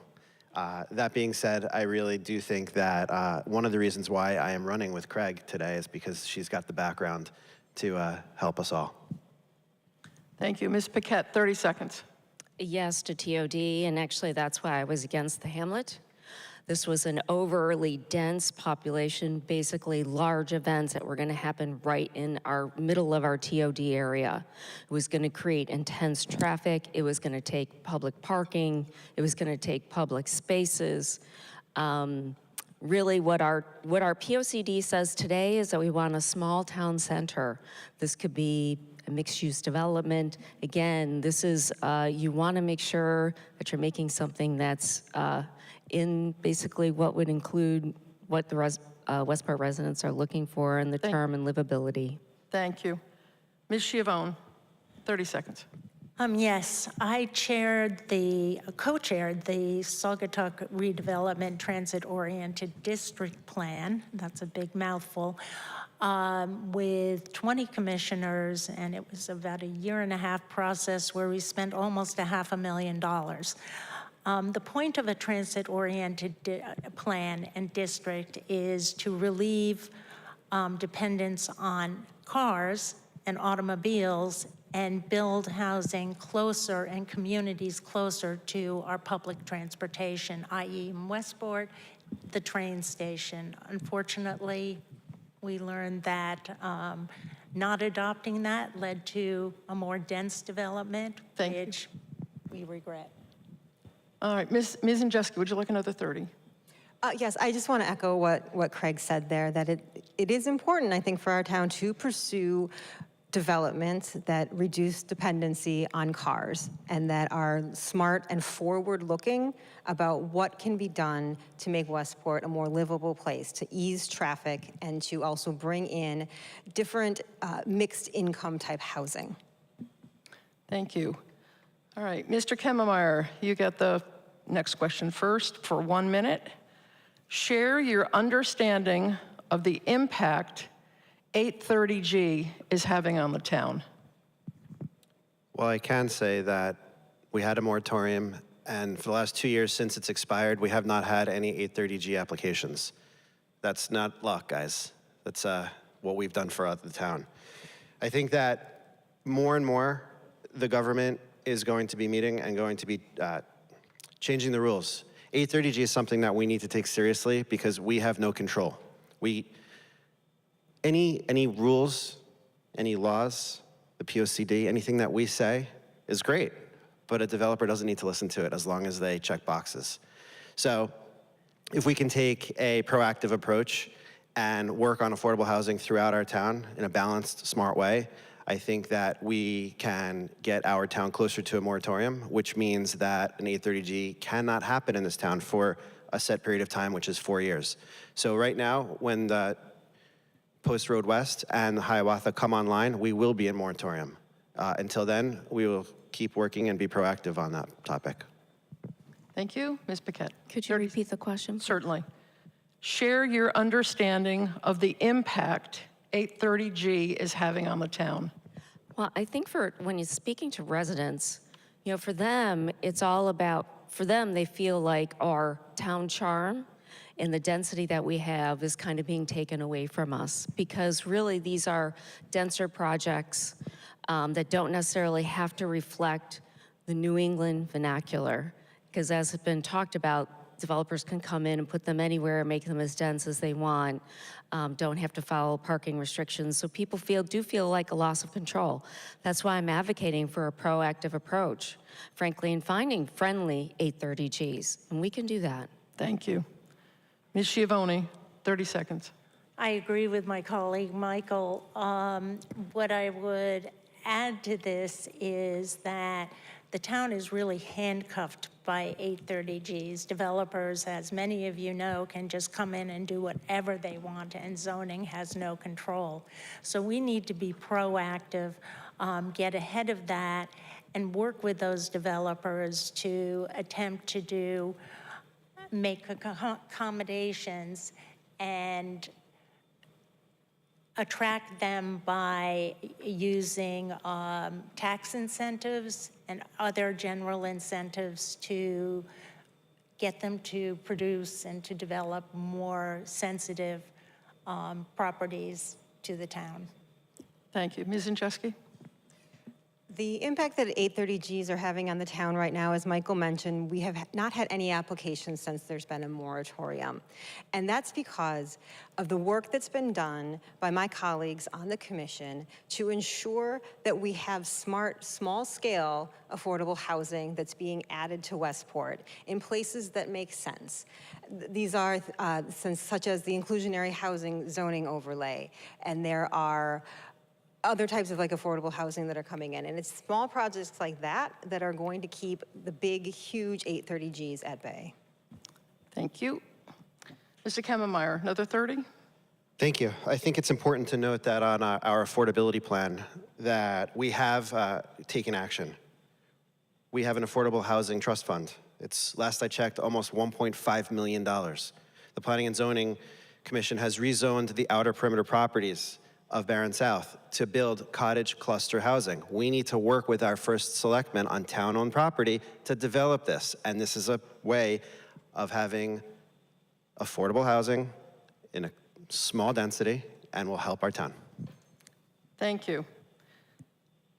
So the next question is actually about affordable housing again. I'm going to ask it. You may not have much more to contribute, but I'm going to ask it anyway. The town has made some progress on its state-mandated affordable housing plan, including the Affordable Housing Trust Fund and the Cottage Cluster Development Regulations. What future steps should the Planning and Zoning Commission take to further the goals of the town's affordable housing plan? 1 minute. Is that me? You, yes, I'm sorry. Sorry, I wasn't sure who was starting. Listen, future steps. What I would say is that doing small clusters is not going to add the 500 to 600 units that we need to account for.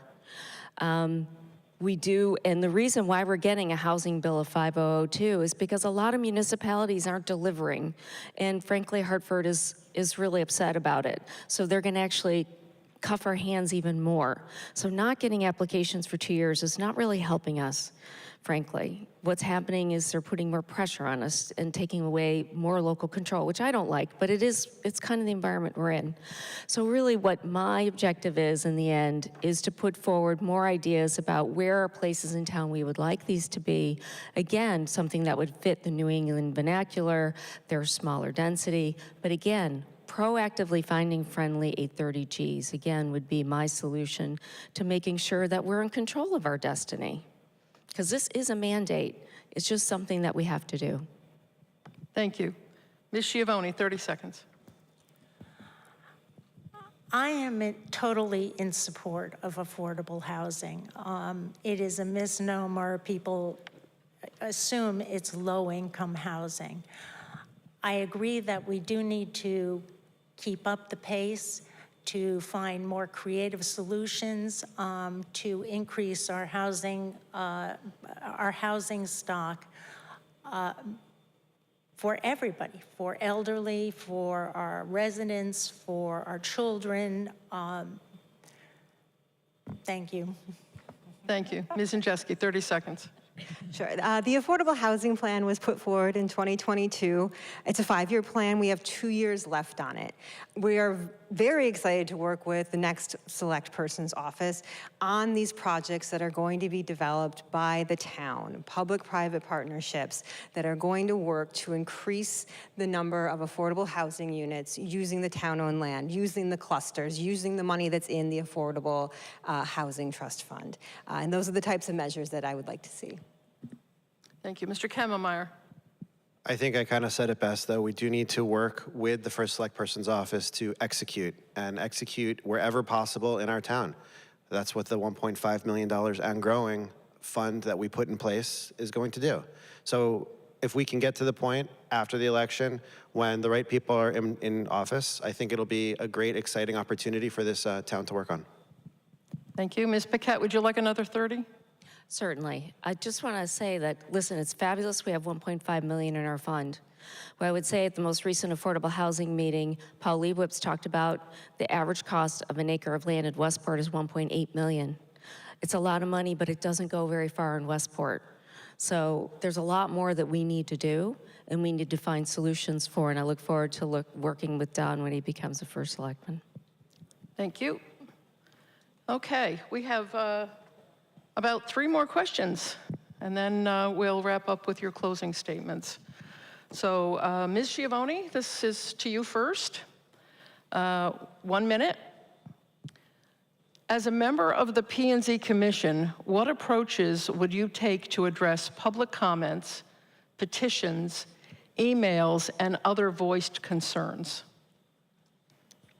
Well, first of all, the current Planning and Zoning Commission does a tremendous job on both hearing every public comment, looking at every email, transparency through our meetings, which are completely open.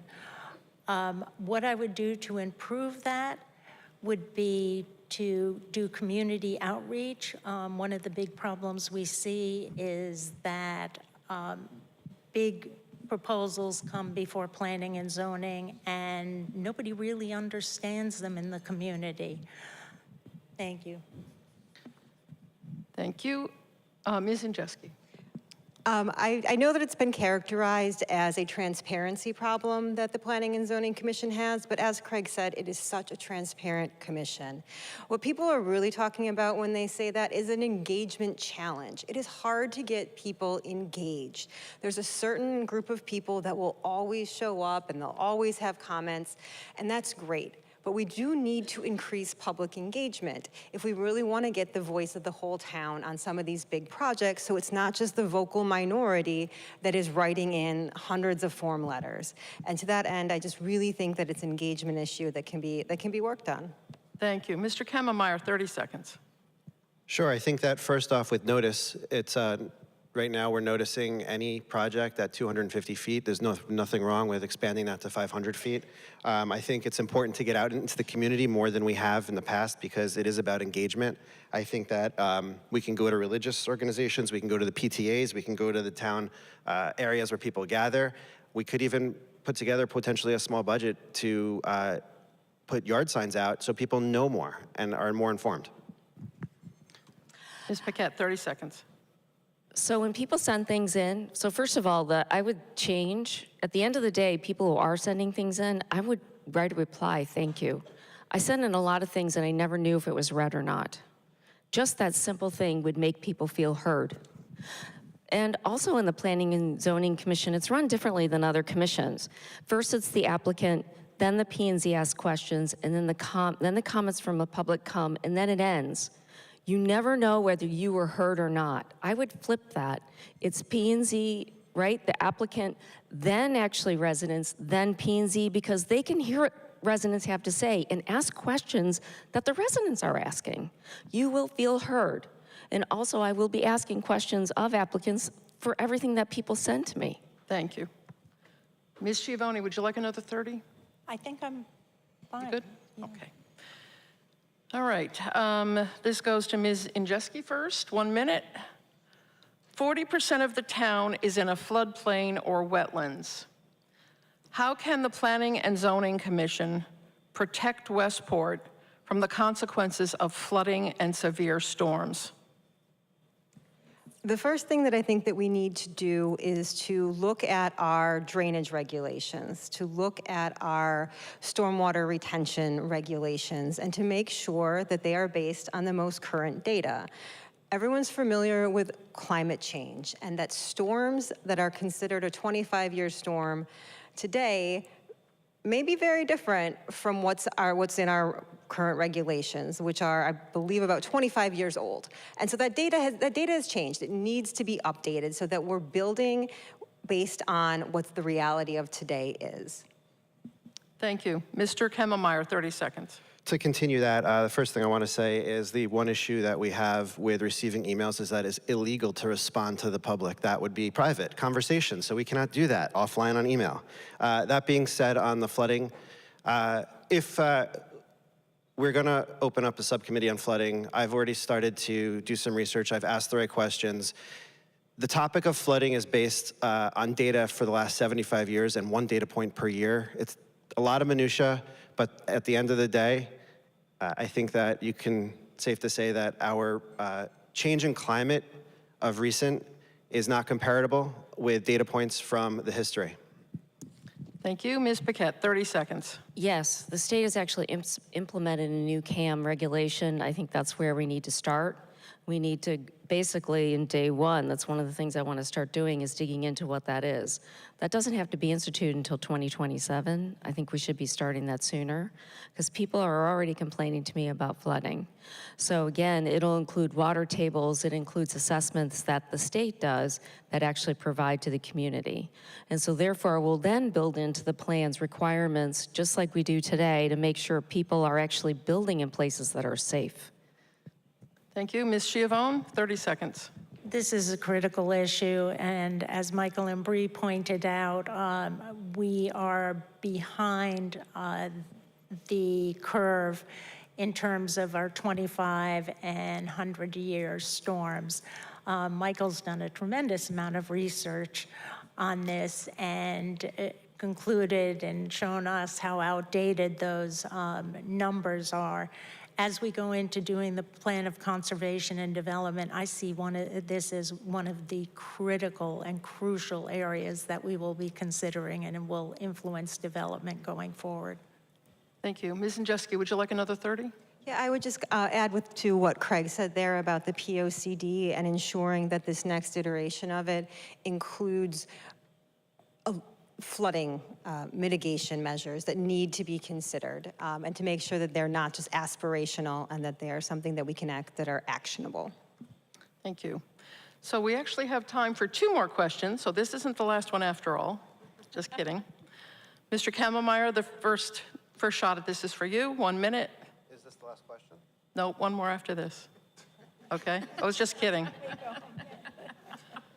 What could you do to promote building and property development that minimizes environmental impacts, given limitations imposed by the state, such as stretch building codes? 1 minute. I think it's important to note that when the state comes in with certain laws, that there's really nothing we can do other than be proactive ahead of time and try to be in a point where the developers can't come in and just do what they want to do. So in order to keep the environment in mind and to keep Westport in mind, I think we need to take a proactive approach as a P&Z. We can do that in so many different ways, and the First Selectman mentioned it earlier, the pre-application on properties is very important to come to us first to talk about how you're going to use a property and if it makes sense to Westport. Thank you. Ms. Paquette, 30 seconds. Yes, I mean, this is where you start partnering, where some of my background in partnering with different agencies would come into play, right? You basically want to go to Hartford, start talking to the different groups that are actually instituting this, and seek to understand what they want to achieve so that when we bring that information back to us, we incorporate it into our plan, but also into our regulations. Because this is kind of where I've seen it fall down, where the POCD is created and then the regulations are not updated to reflect that. And so therefore, we get lots of text amendments. This is something we need to proactively manage too. Thank you. Ms. Schiavone. As to text amendments, I believe that they are helpful when we are out of date and when there's something that doesn't work for the town. The text amendment is the way to go about and correct it. I won't make biblical references, but there should be a mechanism to update our code when we need to and to serve what's present and the public now. Thank you. Ms. Injeski, 30. I'm sorry, could you repeat the question? I feel like I Certainly. lost it along the way. Sure. What could you do to promote building and property development that minimizes environmental impact, given limitations imposed by the state, such as stretch building codes? I think it really is working with developers, making sure that the plans that are being put forward meet what Westport wants. If there are certain concessions that need to be made, then I think that that's something that needs to be considered. Thank you. Mr. Kammermeyer, would you like another 30? I think it's very important to note that text amendments are the mechanism in place to prevent our town from being frozen in time. So without the text amendment, we can't change and we can't update and we can't adapt. Thank you. Okay. So this is now indeed, I'm not kidding anymore. This really is the last question. And this is for Ms. Paquette first, 1 minute. What could P&Z do to make opening a business easier for business owners?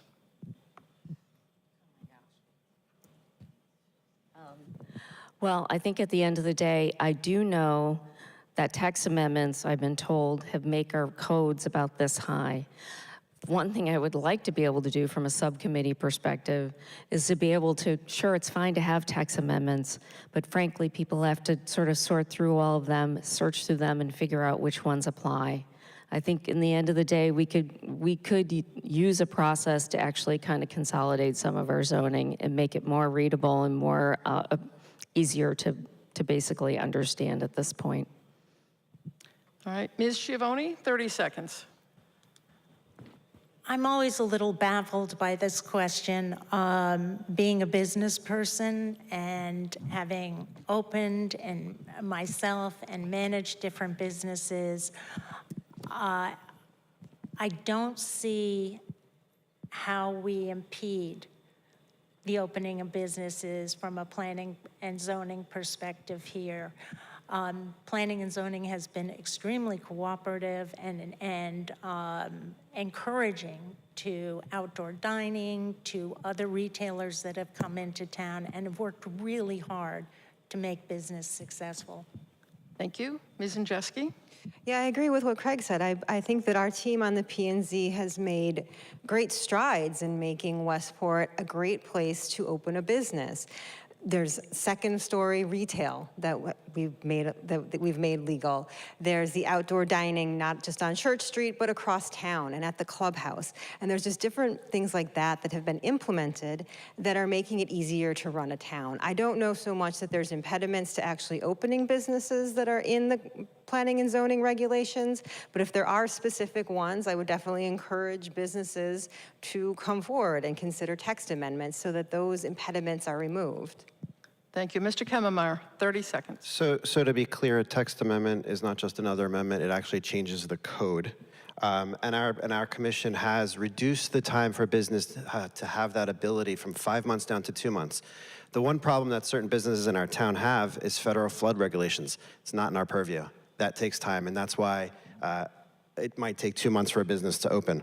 And I guess with regards to the second floor retail in our downtown, that was a text amendment that was a split decision that our team voted for. And I think, as everybody can see, our town is vibrant and going strong. Thank you. Ms. Paquette, would you like another 30 seconds? Yeah, no, I think P&Z does actually play a role in opening businesses. One example is what kind of parking requirements do you actually place on somebody? And they don't make money off of parking in Westport. So, you know, that's one example how our regulations actually impact businesses and the investment they have to make. So you have to think about all those different decisions that we make. So that's how I would think about it. And you need to talk to the businesses about what the impediments are. Great. Okay. Well, we're now going to do the closings. And I guess because I'm struggling with time tonight, I can go 1 minute over by giving you each 1 minute for closings instead of 30 seconds. Is that okay? Sure. All right. We're going to try that. All right. So closing order. Ms. Schiavone, you're up first. 1 minute.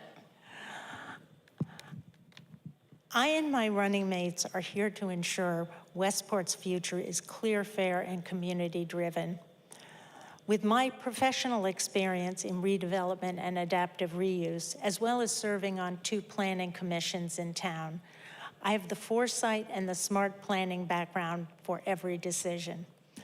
I'm committed to a Westport that serves residents, supports businesses, and protects our neighborhoods. I'm honored to be part of the Democratic team, whom together we will work to shape a Westport and preserve the values and way of life in years to come.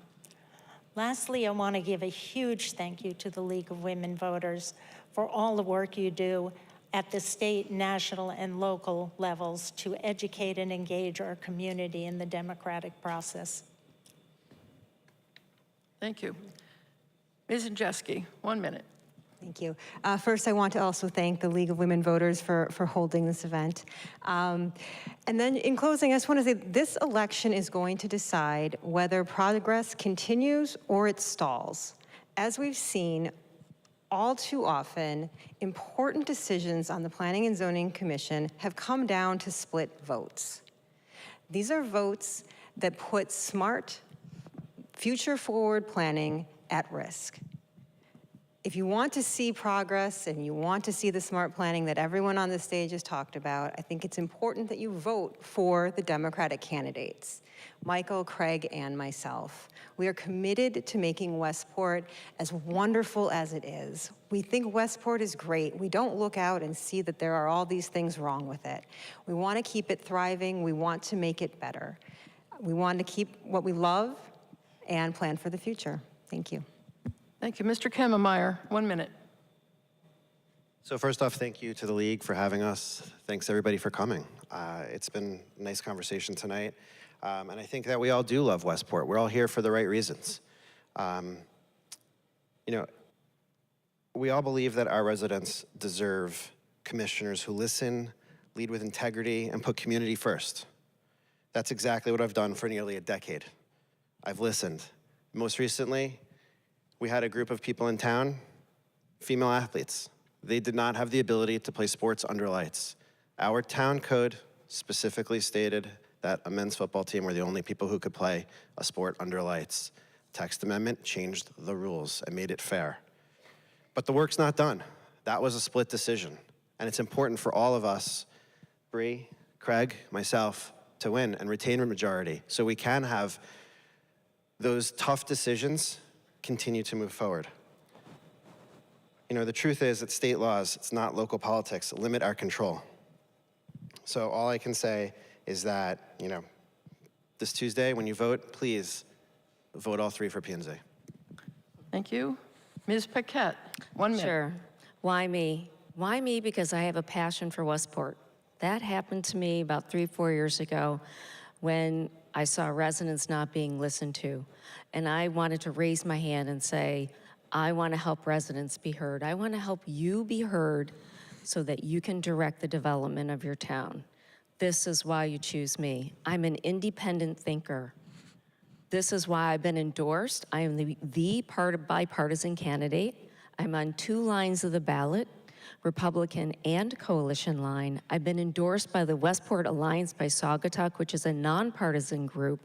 And I've been endorsed by 3 previous P&Z chairs from different, basically they're different parties, different approaches, different thoughts, but they all think that I'm going to do the next best thing for Westport. And frankly, I would be honored to be able to do that for you. So thank you for tonight for your time. Thank you very much. And a big thank you to all of the candidates for being here tonight.